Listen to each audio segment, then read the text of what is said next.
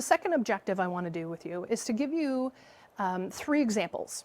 And these are 3 examples where I've seen Indigenous organizations and mainstream organizations value some employee assets differently. So what I mean by that, so I have my first example, so lived experience versus formal education is one, and I'll give you an example that hopefully helps you see that from my perspective. Developing in role versus having experience when you start a job. That's another difference that I've definitely seen. And then conflict of interest, and I mentioned this just a few minutes ago, is such a complex thing when you're working with a First Nation especially. So if we look at that first objective, lived experience versus formal education. So from an HR perspective, we put a lot of emphasis on job analysis, on job descriptions, on measurable objective criteria for job postings. We build matrices for interviews. We have knockout questions built into systems. And we have all of this because we're trying very hard to figure out a way to deal with all of this information and data. When we have jobs posted, there are so many people applying from such a varied experience. These things that are put into place in some of our systems are meant to help us be efficient in making the right decision in order to get the best candidate. And I'll come back to the definition of the best candidate here in a bit. We get all of this information and we as humans, we can't process it. It's just too much information. And that goes back when we were running from predators and, we just didn't have time to sit and process every bit of data. We had to make decisions quickly based on what we saw in the moment, and so we still have that. We don't right now have live predators chasing us down the street, but we're making decisions. We have data, we have the internet, we have data, information coming at us from everywhere so fast, and we need to make these decisions so quickly. And so this is a different kind of threat that we're now living in. So this is a bit of that legacy on the bias. So I want to go back to what does best really mean. I'm going to give you an example of a discussion that I had. So early in my career, I was working in oil and gas, and one of my tasks was to improve the diversity and inclusion metrics. Okay? So imagine this plant. I worked in this plant. There were 400 employees. We had about 180 process operators. And if you imagine process operators, and a process operator told me this example, I didn't come up with this. Imagine Homer Simpson sitting at his desk, pushing buttons, kind of hanging out most of the time, only not for nuclear. Okay? And that's how they defined really what a process operator job could be. So 180 of these guys. Most of them have gone to school in the same town that they currently work in. Their fathers have as well, and they've kind of worked there. We had people who were celebrating on the regular 44 years with the same company as an operator. So this is the environment we're in. So there was also about 180 engineers and about 75 kind of maintenance people, admin people, management, that kind of thing. So this is the environment that we're in. So we're doing recruitment, and for these process operators, we would bring in about 20 to 40 co-op students every year, and we would hire about 10 just to replace everybody who was retiring. And so doing co-ops is great. The whole program, they need 2 8-month co-ops to graduate. So in recruitment, we have 3 candidates. We have one candidate who has the best possible marks of any student. Is he the best candidate? I'll let you think about that one. The second candidate did both of his 8-month co-ops with the company. His dad works there. His dad put in a good word with management. That's probably why he got in. His marks are okay. He's there. He's, got 16 months now of experience with the organization. Is he the best candidate? Or the third candidate, let's say, is a 35-year-old man. He's just also graduated from the same program. He may or may not have done his co-ops with us. His marks aren't necessarily the best. But he's coming from an Indigenous community. He's coming from the neighboring First Nation community just next door. So he's much older. He's a mature student, I'll say, compared to the younger guy who's in his early 20s. And that's because he didn't have good role models growing up. He didn't have men who had good jobs who could really, tell him about how the process worked and about how refineries work and how you go about getting a job in the refinery. His grades weren't great in high school, so he didn't have the necessary chemical grades to actually get in to the CPET program. And so he spent a few years trying to figure out what he was doing with his life, what he wanted to do. He ended up deciding to go back to school, upgrading his high school, before doing a few other odd jobs, and then finally being able to go back to college to finish this 4-year program. In the meantime, he started a young family, as people do in their 20s. So now he has had to work part-time while going to school at the same time. Is he the best candidate? Right? So this is this question between the 3 candidates. The discussion that we had around this was, the third candidate, what he has is a passion to learn, a desire. He actually, had part-time jobs while he was going to school, did the research, learned what he wanted to do. He is devoted to having a good career and, working really hard to have a better life for his kid who didn't, that he didn't have, right? He wants to be a good role model for his children growing up. And so where in our recruitment process currently, and I want you to reflect on this, where in that recruitment process is that recognized? Okay. Some organizations do have diversity and inclusion recruitment specialists, and a lot of what they do is actually helping people work through these complex recruitment processes so that everybody, all 3 of these candidates, if they wanted, could get to the interview stage and have that chance to have the conversation with the hiring manager. As of when we were doing this actual hiring, that wasn't an option for this particular situation. Okay.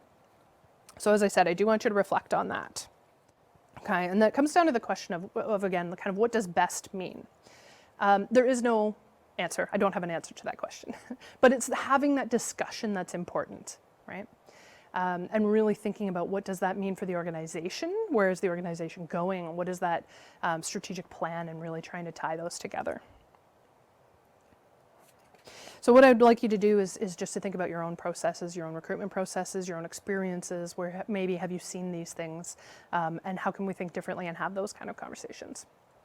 So the second example that I want to share with you is about development in role versus having experience when you start a job. And any young person starting a job, there's always that catch-22, right? You must have 5 years of experience before having this job, but how do you get the job if you don't have the 5 years of experience? And this goes on. So what I want to share is on a First Nation, for example, as I mentioned, a First Nation is a sovereign nation. They are literally the government. So they have a lot of complex jobs. They run the water treatment, the road maintenance, they do the health services, hospitals, the daycares, the schools. All of these things are all run by the government. So there's also obviously the government administration, finance. They do child welfare and protection, as well as mental health and crisis. They have the fire departments. So there's literally everything is run out of a First Nation, and it may be a very small community as well. And so if you kind of combine all of these complex jobs with the fact that most communities are remote. In my own community, we're an hour from the nearest hospital by boat. And so, people who would choose to work at the communities will have to drive at least an hour every day in Northern Ontario in that weather. So the example I want to share with you is I'm currently right now training a new role they've created. It's an executive assistant / HR. So I'm training this person on how to be HR on site. And so she's learning all of these things. She's not an HR professional. She's actually, her previous job at the First Nation was actually the addictions counselor. Okay, so addictions into HR and an executive assistant, all right. What is she actually trained in though? Biochem. So this situation, this is not unusual in a First Nation organization. Oftentimes, we have talent that we need to be able to use and to develop them in role versus expecting somebody to come in with the education and the experience required right away. And so when we look, as HR professionals, regardless of Indigenous or not, oftentimes people are thrown into a situation and it's sink or swim. New job, you start a new job, good, day one, go. And people kind of have to figure it out. And so that sometimes can be the reality in an Indigenous organization. And what I want you to think about in that example is what processes do you have or what relationships do you have with maybe communities or organizations that maybe that is the case? And how can you maybe think about things differently and ask some different questions? Okay. The third example I want to talk about is conflict of interest. So I've mentioned a few times that families and community is really the important piece for an Indigenous organization. I want to take you back to my community. There's 400 total members, but about 200 people actually live on reserve. We'll say, 25% of them are kids, right? So they go to school. There are some that have jobs off reserve, so they have to do that 1 hour commute, at least 1 hour to go and to find a job. Or sometimes they go and they live in town during the week and they come back on the weekends. And then there's about 20 people who work for local businesses, so marinas and stores and services and that kind of thing. And then about 40 people actually work for the First Nation. So imagine 200 people live on this community entirely, 40 of them work for the First Nation, so in one organization. The example that I want to share, let me tell you a bit more about actually the community. So this community, so out of the 200 people, there's 4 main family groups, and there's also 5 elected officials. So there's all these different things happening with, we'll say 175 people or 150 people because some of them are kids. And out of that, obviously there's going to be overlap in these different roles. So out of the 40 people who work at the First Nation, many of them are also elected officials. Right? So there's that kind of divide between administration and governance. Many of them are spouses and brothers and sisters, and their kids work there. There's multiple generations. This is all working in one office. It would be ridiculously inefficient to entirely eliminate any conflict of interest. I think it would probably be impossible, and it wouldn't make any sense for the community.